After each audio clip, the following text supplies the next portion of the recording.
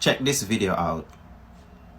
This is John Bunn. He spent 27 years wrongfully convicted of murder.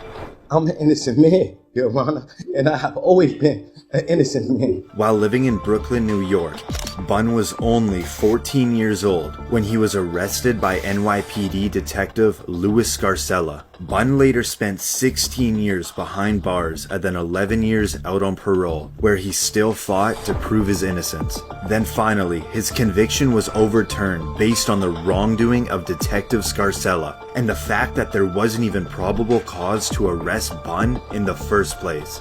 I want y'all to know that y'all convicted and had a wrong man in prison. And after 27 years of fighting to clear his name, he is finally exonerated. I want to say thank you, Your Honor, because in 27 years, I've been fighting for my life. But before he leaves the courtroom, he has a moment with the judge. Bunn later filed a lawsuit against the city of New York and Detective Scarcella. This is David Ranta. He spent 22 years behind bars for a murder he did not commit.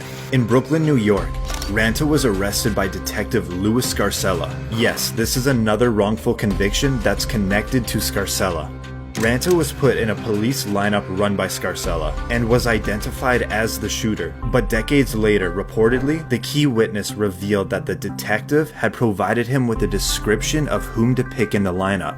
There was no physical evidence linking Ranta to the killing, and the evidence presented to the jury was allegedly fabricated. Ranta was then convicted and sentenced to 37.5 years to life in prison.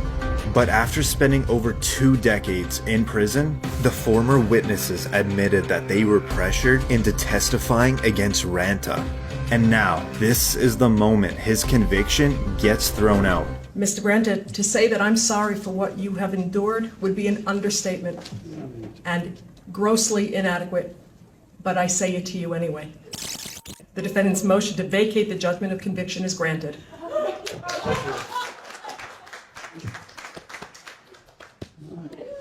After his handcuffs were removed, he hugged his family. With all he owned thrown over his back, Thank you all. Thank you. he walks out a free man. After his release, he reportedly received $2 million from the state and a $6.4 million settlement from the city of New York. This is Susan Mellon. She was sentenced to life in prison without parole based on an untruthful testimony. She was 42 years old when she was arrested in Los Angeles, California at a McDonald's while taking her daughter to get a Happy Meal. But that was the last time she would see her child for 7 years, as she was charged for the murder of an ex-boyfriend. You are under arrest now for murder. Please believe me, I wouldn't do that. Mellon's conviction was based solely on an informant who claimed that Mellon had confessed the killing to her.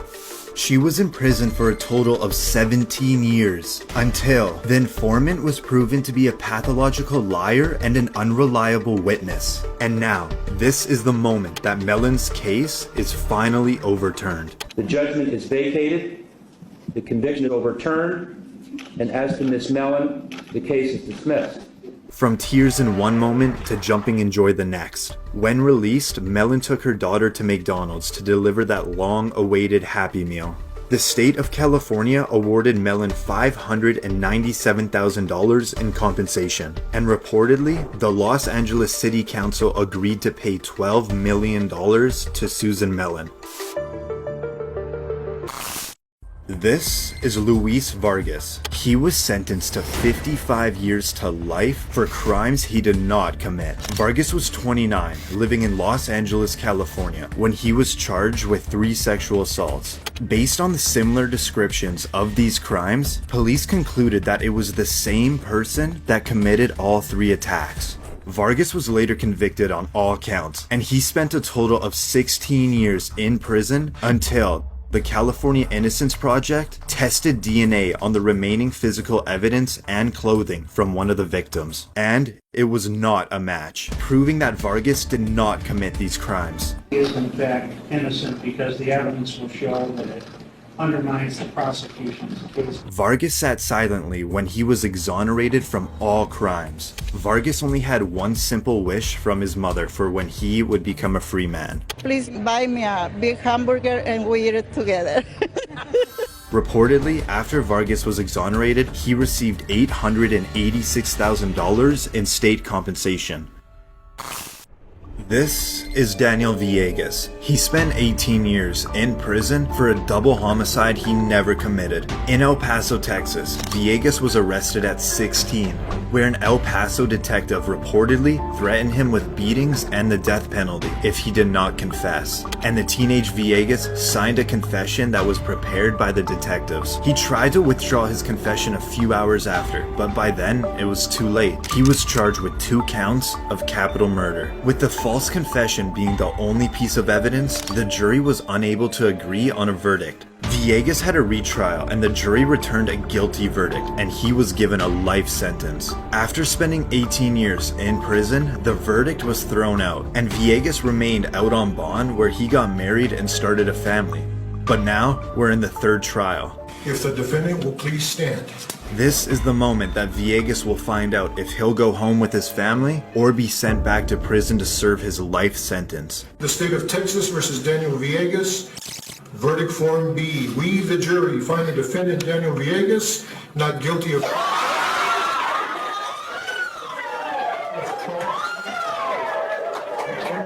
Villegas is now a free man. You are no longer under any conditions. You are free to leave. Thank you. Reportedly, Villegas has filed a lawsuit against the city of El Paso. This is Ricky Jackson. He spent over 39 years in prison for a murder he did not commit. Jackson was arrested at 18 years old, living in Cleveland, Ohio. The main witness in the case was a 12-year-old kid named Eddie Vernon, who in fact didn't see anything. And he said the police did pressure him into testifying against Jackson, which then later led to his conviction. Jackson initially was sentenced to die in the electric chair.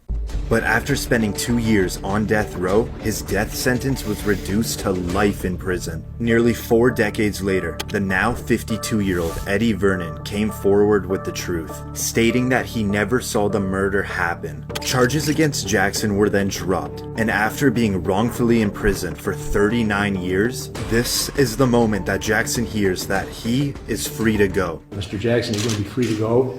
Life is filled with small victories, and this is a big one. I wish you good luck. Thank you. Thank you. All right. Jackson is now outside for the first time as a free man.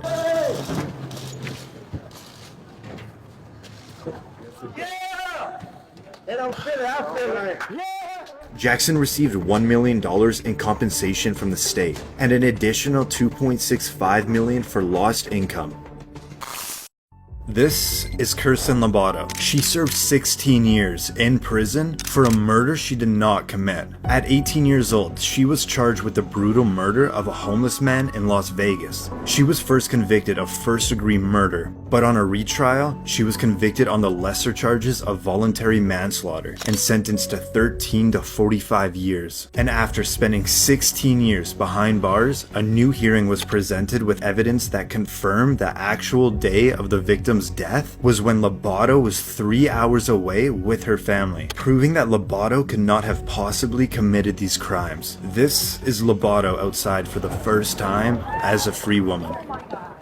I feel overwhelmed, I feel excited, I feel grateful, I'm so happy. Lobato has filed a lawsuit against the Las Vegas Police Department, and her compensation claim is ongoing. So where to now? Okay, well we got the people shop.